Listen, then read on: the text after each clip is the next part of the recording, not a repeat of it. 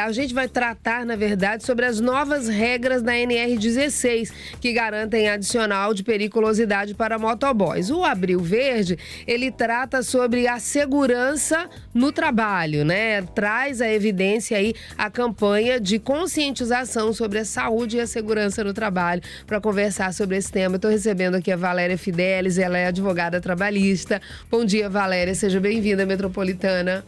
Bom dia, Dijane. Bom dia, ouvintes da Metropolitana. É um prazer e eu estou aqui à disposição para responder as perguntas e contribuir. Um mês super importante, né? Às vezes tem gente dizendo assim, nossa, mas tem tanta campanha acontecendo. É um mês importantíssimo porque joga a luz para uma situação que realmente precisa ser considerada, né? Sim, perfeito. A legislação, os empregadores, as normas regulamentares vêm nesse caminho de reforçar a proteção do trabalhador, da saúde e segurança do trabalhador.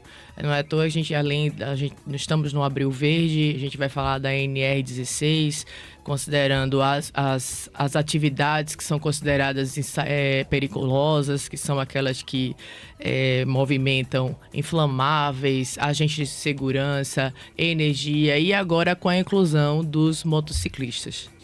O que diz a NR16 trata sobre esses meninos que andam no trânsito. Uns não andam, não, andam voando, né? Uns voam.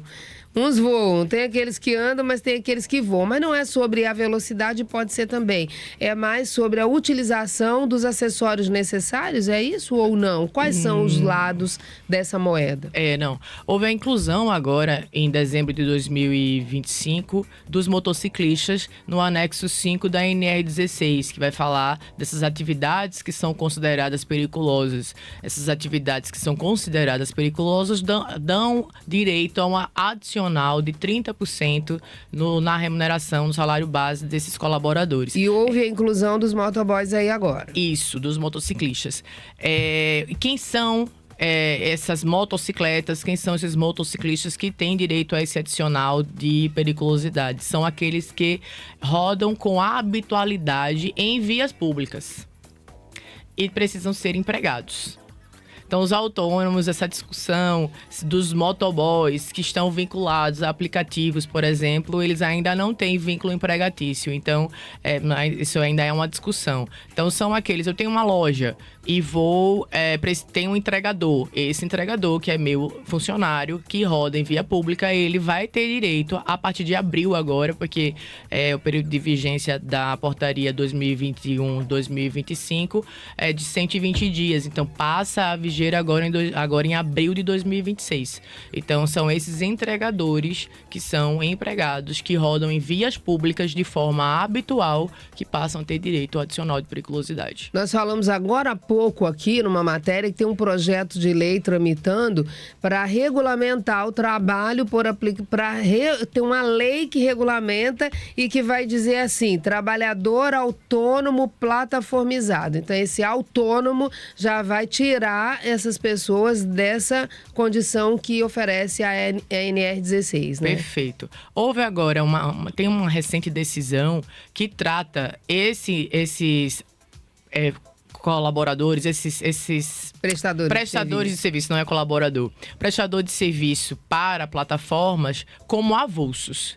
E aí existe uma lei específica que vai tratar do avulso. Se eles forem considerados como avulsos, eles vão ter direito adicional de periculosidade, sim.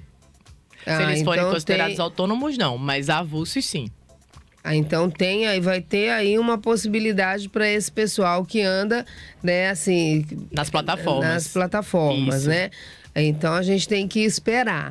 Quando a gente fala no mês da segurança do trabalho, tem muitas coisas que envolvem, né? As empresas precisam estar atentas em relação a isso. Perfeito. Agora, o Abril Verde, a gente tem muitas campanhas nas empresas, no Tribunal Regional do Trabalho, conscientizando sobre a importância da garantia e da promoção da saúde e segurança do trabalhador. Então, o Abril Verde é um momento de conscientização e de reforço dessas práticas nas instituições e nas empresas também. Um trabalho que deve ser feito sempre, né? Porque tem tanta gente que precisa estar atento. Não só o empregador, mas o empregado também tem a sua parte, né? Perfeito. A gente tende a olhar ou a criticar ou a cobrar somente do empregador.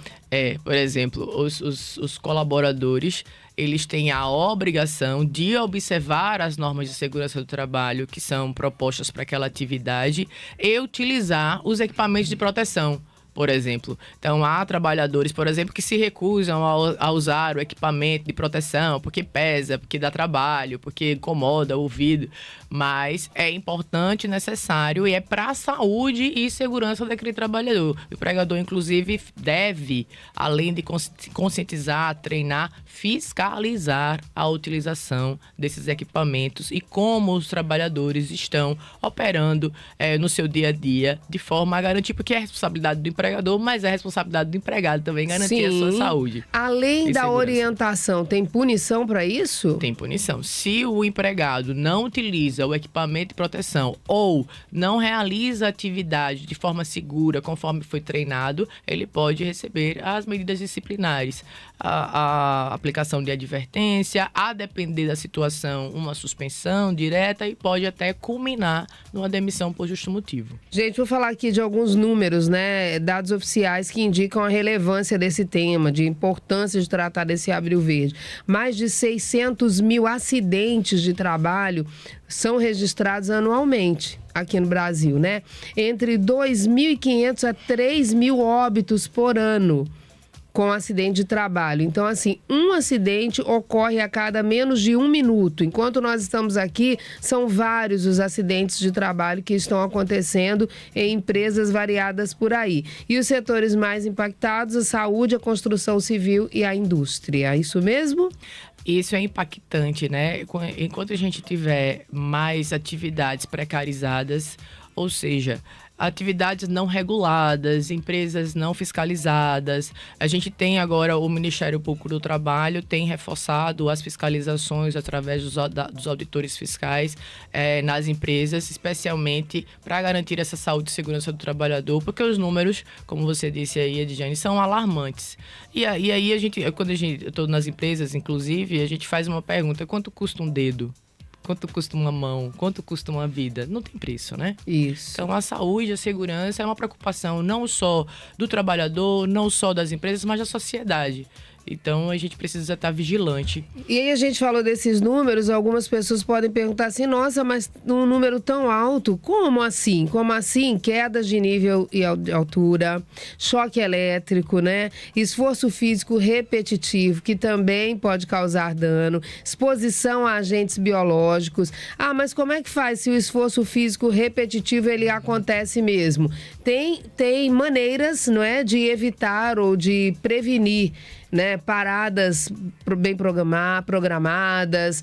As empresas, elas precisam incentivar o colaborador a estar na atividade física, que também vai combater. Não tem tudo isso aí? Sim. A gente precisa saber um pouco mais a respeito disso, né, Valéria? Sim, tem isso, né? Perfeito. Utilização de cintas, paradas, ginástica laboral, são tudo medidas para prevenir. As empresas possuem uma documentação da saúde e segurança do trabalho, que a gente chama de SST, inclusive alimenta o E-Social, que é o PGR, que é o Programa de Gerenciamento de Riscos Ocupacionais. Então, nesse PGR é um documento que se mapeia os riscos de cada empresa. Então, vai ter lá, se essa atividade aqui é uma atividade que pode gerar um risco ergonômico, se é uma atividade que vai incluir a periculosidade, vai trabalhar com explosivos, agente de segurança, se é uma atividade insalubre, que vai trabalhar com agentes químicos. Então, após esse mapeamento, há um plano de ação que é gerado dentro desse PGR, com atividades que o empregador deve propor e com medidas que ele deve também adotar para garantir essa saúde e segurança do trabalhador. Em paralelo, a gente tem um outro documento que é de saúde ocupacional, que é elaborado por um médico do trabalho, que é o PCMSO, que também vai determinar que tipo de exames precisam estar sendo feitos para entender se os colaboradores estão adoecendo, se no curso da atividade, para que medidas possam ser adotadas para aqueles trabalhadores permanecerem sadios e não agravarem, às vezes, doenças que eles já têm pré-existentes. Maravilha. E aí a gente ainda vê muitas causas trabalhistas indo muitos trabalhadores indo para a justiça reclamar do acidente de trabalho. Aí, do ponto de vista da advogada, a gente vai perguntar agora, né? Eu estou conversando com a Valéria Fidelis, ela é advogada trabalhista. Do ponto de vista da advogada, quando chega lá no tribunal, vamos supor assim, né? Quando chega lá, vai ter que fazer uma avaliação para ver se o trabalhador realmente cumpriu, porque a não utilização é aquilo que você disse, tem a parte do trabalhador e do empregador. O trabalhador, ele pode ser que seja julgado que ele não cumpriu a parte dele, né? Perfeito. Quando a gente vai falar de acidente de trabalho, na justiça do trabalho, a gente tem duas vertentes. O acidente de trabalho típico, caiu, explodiu, a mão foi cortada, então foi espremida. Então é um acidente de trabalho típico. E tem as doenças ocupacionais, que são equiparadas a acidente. Então é aquele adoecimento, a questão da ergonomia, uma lombalgia, um problema no ombro, as LES. Isso pode ser ocasionado pela forma repetitiva do trabalho. E aí, quando chega na Justiça do Trabalho, precisa se identificar primeiro se aquela doença tem nexo de causalidade com o trabalho, se ela está relacionada ao trabalho, porque às vezes o empregado tem uma doença congênita que não tem nenhuma relação com o labor. Então precisa se identificar se há relação com o labor, primeira identificação. Então vai ser feita uma perícia médica, uma perícia técnica no local do trabalho também e no trabalhador. Segundo, se a empresa tinha medidas para minimizar ou para não agravar ou para não ocasionar aquela doença, se for uma situação de doença. Terceiro, se o empregado cumpriu com as determinações que a empresa propôs, que a empresa treinou, que a empresa forneceu. Então, são essas três vertentes que precisam ser observadas no processo trabalhista. Não é só assim, falou, acabou não, gente. Tem aí, e eu acho que a gente já não tá mais naquela época que a gente ouvia uma frase assim, o trabalhador, ele sempre ganha na justiça. Não já teve essa época? Você já deve ter escutado bastante isso, né? Bastante. Já teve essa época. Às vezes acontece ainda existir esta cultura de não adianta, o trabalhador sempre vai ganhar o seu trabalho, pende sempre para o trabalhador. Não é o que aconteceu, na verdade, é o que se prova. Então, é necessário que as provas sejam produzidas no processo até que se comprove, que haja o laudo técnico determinado pelo artigo 96 da CLT, pelo médico do trabalho, pelo engenheiro do trabalho. Então, até que se faça toda a produção de provas, testemunhas também de como era realizado o trabalho, a gente não pode dizer quem vai ganhar o processo. Maravilha. Cada processo é um processo. Maravilha. Valéria, chegamos aí no adiantado da nossa hora. Eu quero agradecer a sua presença. Deixo você livre nesse momento para falar com a nossa audiência. Obrigada, Edjane.